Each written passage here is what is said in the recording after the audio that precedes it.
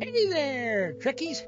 It's your favorite neighborhood penguin Bob here, and I want to talk a little bit about what is happening in the world of Trek. Starting tomorrow is going to be the final and third season of Star Trek Picard, where we'll see the crew of the TNG Enterprise reunited for their swan song. One of the things I found most interesting in watching some of the trailers for Picard Season 3 was that Worf was to be a pacifist.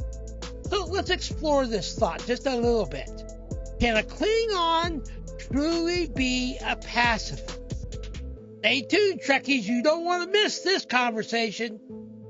Live long and prosper. Kapla!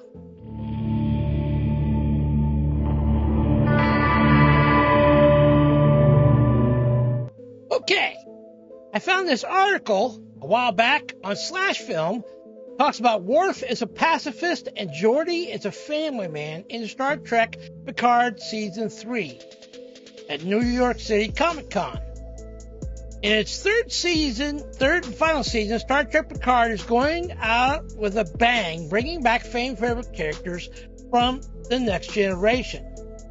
One of the final is for a final reunion in the Final Frontier. The most recent trailer back at New York Comic Con, has actually been another one since then, but this is the one I'm talking about today, about the trailer at the New York Comic Con. It shows in that trailer there's a line there where it says, in the trailer there's a line where Worf says, "I now prefer pacifism to combat," which seems to fly in the face of his combat-driven Klingon culture. So let's watch that clip real quick here. You should know that I now prefer pacifism to combat. It goes on to say in the article, Worf is on a journey. He's always been on a journey.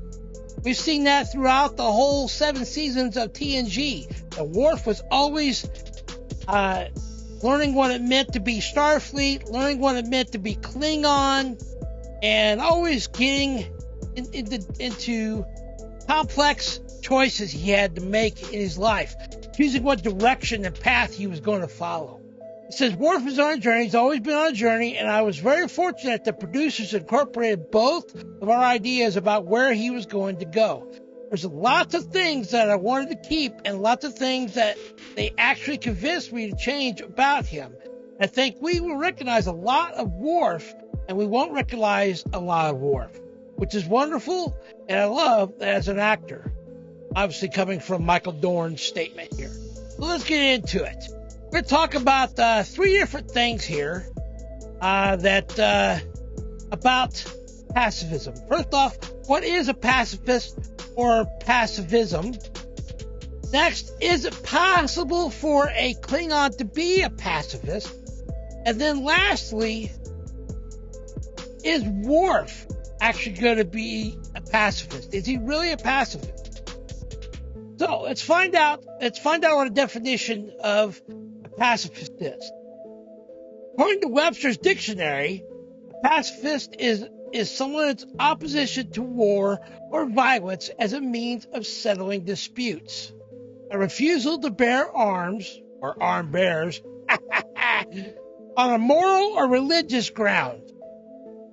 On Memory Alpha, which is one of my go-to Star Trek sites for information, it says this: the pacifism is the ethical position that violence and war were immoral. Note, sometimes due to religious beliefs, pacifism may be a way of life, but it's not necessarily the case. For example, with some Vulcans, we see that a secular ethics based on pure reasoning that it's not logical to harm another being or to resolve a conflict. That is reasoning that could result in pacifism. They think it's simply just not logical to hurt someone else in a conflict or a dispute, that there must be another way to solve it, peaceful resolution to it. Some examples in Trek of those that are considered pacifists: Organians, That's the ones we saw of the tribal elders there, that when Kirk took the Enterprise in TOS, and he ran into these Organians on the planet Organia that seemed like they didn't want to fight, because the Klingons were trying to occupy them. In the end, obviously, we found out that the Organians were actually energy beings that took corporeal form just so that Kirk and the Klingons could understand who they were, but they didn't let them fight or anything. They were considered to be pacifists. Another one, Surak, who is the teachings of all logic to Vulcans. He was claimed to be a pacifist, one that felt like logic dictates that violence is not the way. It's not the way to resolve conflict or disputes. Now that we've discussed what a pacifist or pacifism is it possible for a Klingon to be a pacifist? Well, first off, you got to understand a few things about Klingon society and culture. They embrace what's called the caste system, or a set of classes that people are classified in. Most of us, when we think of Klingons in Star Trek, we only think of them one way. We see them as these big, gigantic brute of warriors that are just up for blood and want to fight. That is true, that is the most prominent class in the Klingon culture, is the warrior caste system. But the warrior caste or class is not the only caste in Klingon culture.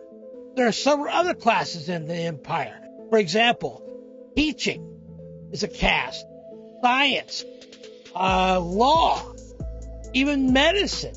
Those are all classes or castes in Klingon society. The good examples of that we could see in the Star Trek Enterprise episode of Judgment. This is the episode where we see that Captain Archer has been captured by the Klingon Empire and put on trial after being accused by Duras and hiding fugitives aboard the Enterprise NX-01 and conspiring against the Klingon Empire. He then later in that episode meets his public defender, a Klingon named Kolos. Kolos' parents were not of the warrior caste, and neither was Kolos. Matter of fact, Kolos' father was a teacher and his mother was a biologist, and they urged Kolos to be a lawyer. And later on in that episode, Kolos made this statement that I think really sums up that not every Klingon you know could be a warrior, but they may be toward peace. He says this: "We were a great society." Kolos was actually telling this to the court. "We were a great society not so long ago, when honor was earned through integrity and acts of true courage, not senseless bloodshed." Another Klingon that we run across here as an example that we meet in the Star Trek Enterprise episode Divergence. There's a Klingon named Antak. He's a Klingon doctor, a Klingon healer. This is the episode where Dr. Phlox was kidnapped by the Klingons to try and perfect the augment virus for the Klingons. The Klingons had taken the augment virus and actually infected several of their Klingons trying to perfect it to make Klingon augments. Well, it went awry, and it's also the same episode they used to later to explain why in TOS Klingons have no ridges on their forehead. But either way, Antak was born into the warrior caste, but he suffered his father disowning him from the house of Antak when he chose to be a healer, a Klingon doctor. He chose the path of peace and of healing and helping his fellow Klingons rather than that of being a warrior, even to the detriment of being disowned by his own family and his father. Which, you got to understand, Klingon society, that is everything. Honor is the foremost thing. To lose your honor, to be disowned from a house, was something to be reviled in Klingon society. So, and Antek here shows that there's more than just another Klingon warrior here. He chose not to be a warrior and part of the warrior caste, but instead to be a healer. Choose the path of peace. Another Klingon we see that is very, very much about a non-aggressive way of life is Chancellor Gorkon in the movie Star Trek VI, The Undiscovered Country. Chancellor Gorkon felt that he had to seek peace with the Federation rather than fight a war that he knew that the Klingon Empire could no longer afford, given that the Kronos moon of Praxis had been destroyed, exploded. And that event was wreaking havoc on the Klingon economy and their military budget, which they no longer could afford that way of life. So here's a man, a Klingon, Gorkon, that is trying to pursue peace with the Federation, with Starfleet, rather than to get into another senseless war that the Klingons could no longer afford. So it leads me to the last question here. That all being said, can Worf be a pacifist? And I think no.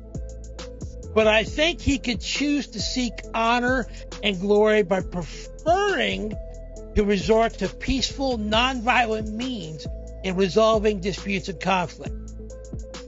Matter of fact, he said in that clip we saw earlier from the New York Comic Con trailer where he prefers pacifism to combat. I think Worf here has lived a different Klingon life than most Klingons. A life that was in Starfleet, raised by humans, has embraced those Federation ideals of peaceful coexistence with other species. For Worf, her pacifism over combat, I feel, is just a logical extension of those core ideals that every Starfleet officer chooses to embrace. Even in Worf's case, I guess he feels that he needed to make his beliefs known about his preference to his Starfleet family, aka the TNG crew, Picard and others. Especially since those are the ones he spent most of his life with and know him best. And probably have seen him being that Klingon that wants to fight. It might seem a bit out of character for Worf in the heat of the conflict coming up that not to fight. So I think maybe Worf felt the need to make his wishes known before being in those conflicts. Okay, let's wrap this up. I don't think any Klingon would truly openly admit to being a pacifist. Especially since the way Klingon culture is, it pushes the warrior caste above all other castes. To openly admit to being a pacifist as a Klingon would be putting a target on yourself to other Klingons, especially those in the warrior caste. Remember, this is a culture that is based on seeking honor and glory for the respective Klingon houses above anything else. I think a Klingon, if they chose to take the path of pacifism, they would prefer pacifism, but maybe not consider themselves to be a pacifist. Rather, they would self-describe themselves by pursuing honor and glory by walking the path of self-control and self-discipline, and choosing to resort to physical violence as a last resort, and maybe even a lack of self-discipline on their part. I think most Klingons who prefer pacifism would be pursuing an honorable peace within themselves and with others, and with such passion that they refuse to settle their differences or conflicts with a lesser form of honor and glory in a violent-filled victory. Well, I hope you found this information about pacifism and Klingon pacifism helpful, and I hope you thought these little penguin thoughts are useful, or at the very least entertaining. And I would love to know your thoughts on this. Do you think Klingons can be pacifists? Do you think it's plausible for Worf to be a pacifist? Leave your thoughts down below in the description. I would love to hear from you. If you like what you've heard here today, I hope you would consider hitting that subscribe and like button with a fish and support my content. If not, I thank you for your time. And as always, I'm the little geeky Trekkie penguin named What About Bob, and I'm out the airlock because the transporters are broken and I'm waiting for engineering to come fix them. Hailing frequencies are closed. Kapla.